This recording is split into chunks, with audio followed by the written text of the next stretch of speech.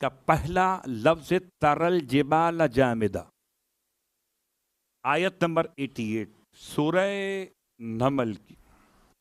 یہ 4 چیزوں کی تلاوت ہے، 3 سورے ہیں اور 1 آیت ہے، اور اس میں بھی مولا نے فگر بیان نہیں کی.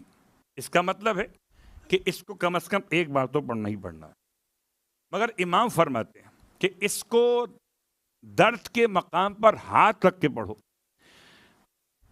اب میں جب اس دعا کو پڑھنا شروع کیا صورتوں کے ساتھ، اگر میں اپنے ٹیتھ کو تھام کے پڑھتا ہوں تو پڑھوں گا کیسے؟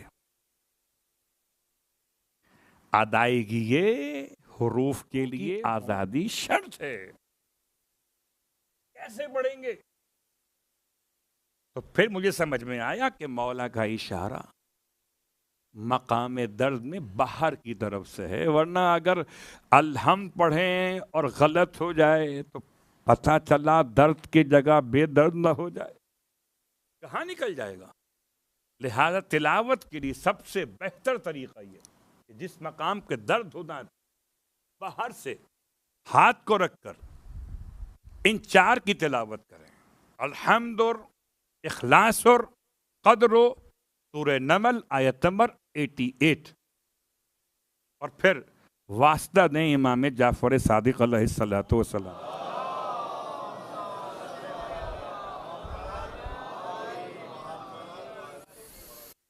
شفا آل محمد کے در کی خیرات کا نام ہے. شفا بھی ان کے در کی خیرات ہے، شفاعت بھی ان کے در کی خیرات ہے. نہ شفا کہیں اور سے، نہ شفاعت کہیں اور سے ہے. اور سلسلہ مکمل کرتے ہوئے خالی حلم امام کا ایک جملہ آپ کی خدمت میں پیش کر دوں. امام نماز پڑھ رہے تھے، مسجد نبوی کا واقعہ ہے غالباً،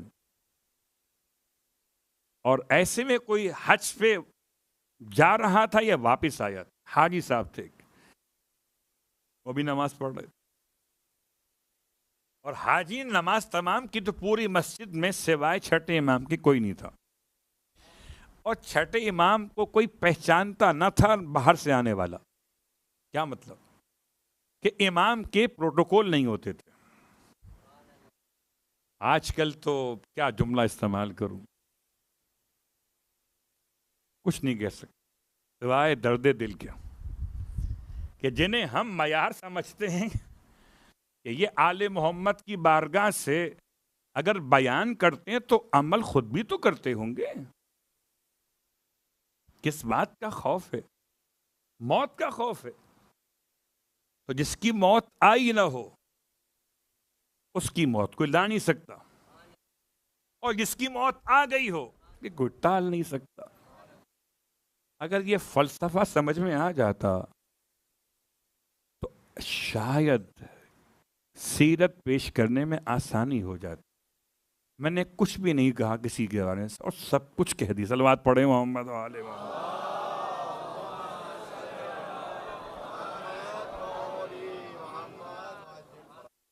اب یہ واقعہ مدینہ منورہ کی مسجد کا، یعنی چھٹے امام کا دور مقدس، امام اپنے زمانے کے حجت خدا. آپ سوچتے، ہم سوچتے کہ مولا کے چہرے کا نور سب اپنے مقام پر، لیکن پہچان ہر ایک کو نہیں ہوتی تھی. نماز پڑھ کے فارغ ہوئی ہے حاجی صاحب جہاں، اور اب انہوں نے سامان دیکھا تو دیکھا 1000 دینار کی ایک پاکٹ، ایک پاؤچ، اس میں 1000 دینار تھے، 1000، وہ غائب ہے، مس. اس نے آؤ دیکھا نہ تاؤ، آپ نے لی ہے. اللہ اکبر. امام سے بد تہذیبی کرنے لگا کہ مسجد میں مولا کے علاوہ اور کوئی موجود نہیں تھا. اب مولا سمجھاتے کہ بھائی ایسا نہیں ہے، میں کون ہوں، میرا مقام کیا ہے، تلاشی لے لو. کچھ بھی نہیں. اسے اپنے ساتھ لیا، چاہیے اپنے گھر لے گیا اور بیت الشرف سے 1000 دینار ایک نیا پیکٹ، ایک نیا پاؤچ اس کو لا کے دے دیا. مل گئے، چلا گیا. اب جب جس مسافر خانے میں رکا ہوا تھا جا کے اپنا سامان چیک کیا تو موجود تھے 1000 دینار کی وہ پیکٹ، اس کا اپنا والا وہ آلریڈی موجود تھا. وہ مسجد میں لے جانا بھول گیا تھا. اب بڑا شرمندہ وہ واپس لے کر آیا پیکٹ مولا کی خدمت میں. کہتا مجھ سے غلطی ہو گئی، میں آپ کو پریشان کر بیٹھا، یہ تو میرے پاس تھا. امام نے ارشاد فرمایا ہم آل محمد جو دے دیا کرتے وہ لیا نہیں کرتے. علم چاہیے. اللہ اکبر. 1000 دینار کا مسئلہ نہیں ہے، علم چاہیے. بس میں نے آج کی حد تک بات کو تمام کیا. اور جانے سے پہلے ایک جملہ آپ کی خدمت میں. ویسے تو ذاکرین اول نے جو مصائب آج بیان کیے ہیں ان مصائب کے ربط کے ساتھ شیخ عباس قمی محدث صاحب کتاب مفاتیح الجنان اور دیگر کتابوں کے مصنف، آپ سب جانتے ہیں مولا علی کے حرم میں جو رواق بنا ہوا ہے، رواق نہیں باہر کے حجرے بنے ہوئے ہیں، ان حجروں میں نمبر 21 کے اندر دفن ہے شیخ عباس قمی. ہو سکتا ہے اب نمبر تبدیل کر دیے گئے ہوں لیکن آپ تلاش کر سکتے ہیں باب قبلہ کی طرف. شیخ عباس قمی کے بیٹے شیخ علی محدث زادے کہتے ہیں اتنی شدید تکلیف ہوئی کہ بولنا بند ہو گیا. کوئی خطیب ہو، ذاکر ہو، آل محمد کا کوئی عالم ہو، ایام اذا قریب ہوں اور اچانک زبان ساتھ چھوڑ دے. قسم بخدا ہم بہت ناشکرے ہیں. ہم ممبر پہ بیٹھ کے سمجھتے ہیں کہ بولنا ہمارا حق ہے، بولنا ہمارا کمال ہے. ابھی زبان بند ہو جائے، سارا علم جتنا بھی ہو، الف سے بے تک بھی ہو، کسی کام کا بول نہیں پائیں گے. اللہ بہت پریشان ہوئے. ایام اذا قریب تھے، روزہ سرکار سید الشہداء میں فریاد کے لیے پہنچے. اتنا روئے سلام زیارت کرنے کے بعد کہ روتے روتے ایک کیفیت غشی والی ہو گئی، جیسے آنکھ جھپک جاتی. تو حالت خواب میں دیکھا کہ سرکار سید الشہداء بیٹھے ہوئے، اور جب انہوں نے اپنا مسئلہ بیان بول نہیں پا رہا. ڈاکٹرز نے منع کر دیا کہ شدید ترین آپ کی بیماری ہے، آپ کو فی الحال تو کچھ نہیں بول سکتے، آپ لکھ کے کام کریں صرف. مولا مجھے ذکر حسین کرنا ہے. امام نے ارشاد فرمایا پورا ہال دیکھنے خواب کے اندر کہ مصطفیٰ طباطبائی سے کہو کہ میری بیٹی رقیہ کے مصائب پڑھ دیں.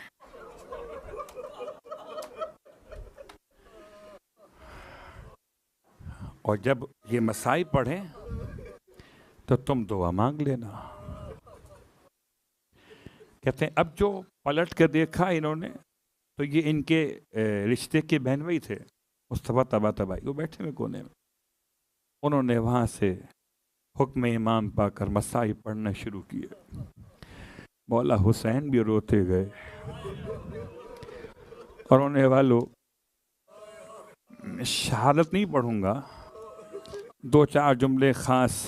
بازار کوفہ سے پہلے، کربلا سے نکلنے کے بعد کیا قیامت ٹوٹی. اس سے پہلے خالی ایک جملہ، مصائب کو سمجھ کر روئیے گا. کبھی سوچئے 4 سال کی بچی اگر پیاسی بھی ہو اور 4 سال کی بچی نے اگر کھانا بھی نہ کھایا ہو تو کمزوری کتنی بڑھ جائے گی. اور 4 سال کی بچی ہو یا بچہ ہو، اس کا رخسار کتنا نازک ہوتا ہے.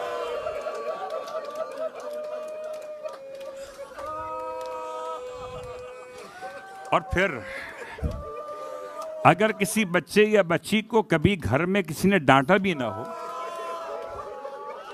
اس کے ناز اٹھائے ہوں، اسے پھولوں کی طرح پالا ہو، اس کی کیفیت کیا ہوتی ہوگی. پھر ایک جملہ اور سن لیں، شمر کتنا بڑا تھا، جس کے ہاتھ سے تلوار و خنجر چلتے ہوں، اس کا ہاتھ کتنا سخت ہوگا. قیامت تھی جب شہزادی کو تماچا مارتا تھا تو تماچا نہیں ہوتا تھا، ایسا لگتا تھا جیسے کسی نے بیوی کو زمین پہ دے مارا. کبھی بچی دائیں گر جاتی تھی، کبھی بچی بائیں گر جاتی تھی. اجرکم علی الزہرا، اجرکم علی الزہرا. رونے والوں، قافلہ کربلا سے روانہ ہوا ہے. شاید کوئی وقت تو ایسا مل جائے جو بچی کے لیے راحت کا وقت ہو. تاریخ مقتل کی عجیب واقعہ لکھتی ہے کہ ویسے تو لعینوں نے اس طرح سے بیویوں کو بغیر کجاوے کے، بغیر اماری کے سوار کروایا تھا کہ ہر بیوی کے لیے خود بیٹھنا مشکل تھا. پھر جو بچے دیے گئے تھے، بچے ماؤں کے لباس کو تھامے ہوئے اور شقی بھگاتے تھے اونٹوں کو. اس شقاوت سے نہ رکھ سکے کسی بچے کو ماں حفاظت سے. کربلا سے کوفہ و شام چھوٹے چھوٹے بچے گرتے چلے گئے. رونے والے، قافلہ نہیں رکا، لیکن قیامت ہو گئی، قافلہ رک گیا. کیوں؟ کہ سر حسین جس نو کے سینہ پر تھا وہ نیزہ زمین میں گڑ گیا. لشکر یزید کے ہزاروں افراد نے مل کے اسے اکھاڑنا چاہا، نہ اکھاڑ سکے. جب کچھ سمجھ میں نہ آیا، شمر نے اٹھایا تازیانہ، آیا بیمار امام کے پاس، مارتا پہلے تھا، بعد میں کرتا تھا. مار مار کے کہتا تھا، سجاد بتاؤ بابا کا سر آگے کیوں نہیں چلتا. امام ہتھ کڑی بیڑی سنبھالے ہوئے بابا کے سر کے قریب اور آ کے فریاد فرمائی، بابا شمر تازیانے مار رہا ہے، بابا بتائیے سر آگے کیوں نہیں چل رہا. آواز آئی، بیٹا سجاد میرے سینے پہ سونے والی، واہ غربتا حسین سکینہ کے بغیر نہ جائیں گے. اونٹ سے گر گئی ہے، دور ہو گیا. لشکر یزید، قافلے کو روکا گیا، اونٹوں کو بٹھایا گیا. جناب زینب تلاش کو چلی ہیں، پتہ نہیں بچی کہاں گری ہے. اللہ اکبر. عزادارو، خدا نہ کرے کبھی آپ سواری میں سوار ہوں اور غلطی سے آپ کا ڈرائیور اگر گاڑی کو آگے بڑھا دے اور بچہ گر جائے تو آپ اس ڈرائیور کے ساتھ کیا کیجئے گا؟ اللہ اکبر. تلاش کو چلی ہیں، بیٹی سکینہ کہاں رہ گئے. تو 4 قدم آگے بڑھیں، راہ پر دیکھا کہ ایک معظمہ ہیں، سر سے پیر تک سیاہ چادر میں، آغوش میں سکینہ کو لیے ہوئے تسلی دے رہی ہے. سکینہ ایسے گود میں لیٹی ہے جیسے باپ کے سینے پہ. اللہ اکبر. آپ نے قریب آ کے سلام کیا. سلام کر کے فرمایا کہ اے معظمہ آپ کا بڑا شکریہ, آپ نے یتیم حسین پہ ترس کھایا. اس پر تو کسی نے ترس نہ کھایا باپ کے جانے کے بعد سے. ایک احسان اور کر دیجئے, آپ اپنا چہرہ مجھے دکھا دیجئے کہ میں روز قیامت آپ کو دیکھوں تو پہچان لوں. اس عمل کی جزا میں اپنی ماں زہرا سے دلواؤ. زہرا کا نام آیا, چہرے سے نقاب الٹ دی بیٹی. کس کا شکریہ؟ ارے کوئی غیر نہیں, تیری دکھیاری ماں. اجرکم علی الزہرا. رونے والا آخری وقت قبولیت دعا ہے.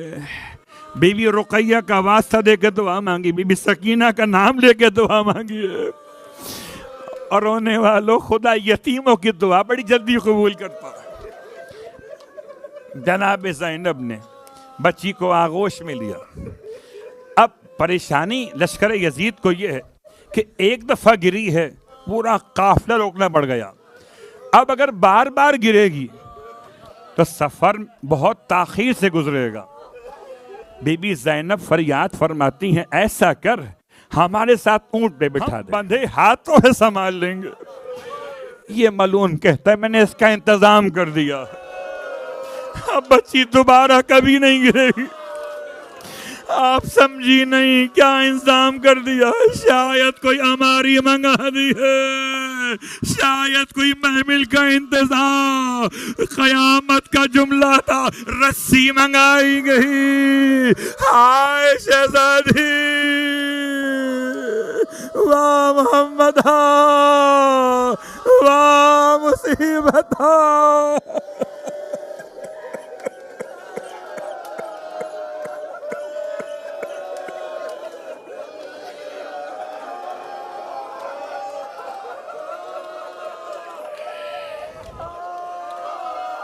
اللہ لعنت اللہ علی الظالمین وسيعلم الذين ظلموا أي منقلب ينقلبون.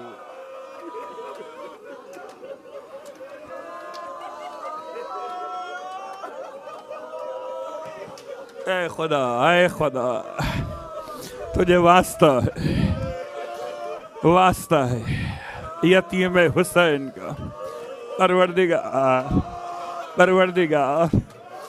پروردگار اس کا واسطہ جس کو تماچے مارے گا, اس کا واسطہ جس کے گوشوارے بھی نوچ لیے گا, اس کا واسطہ پروردگار جو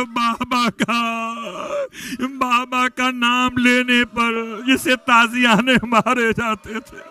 خدایا تمام مانگنے والوں کی مرادیں پوری فرما. خاص طور سے شہزادی کے روزے کی زیارت نصیب فرما, شہزادی کے روزے کی حفاظت فرما. پروردگار تمام تر شر پسند عناصر کو پروردگار دور فرما دے, شہزادی کے روزے کو محفوظ فرما دے.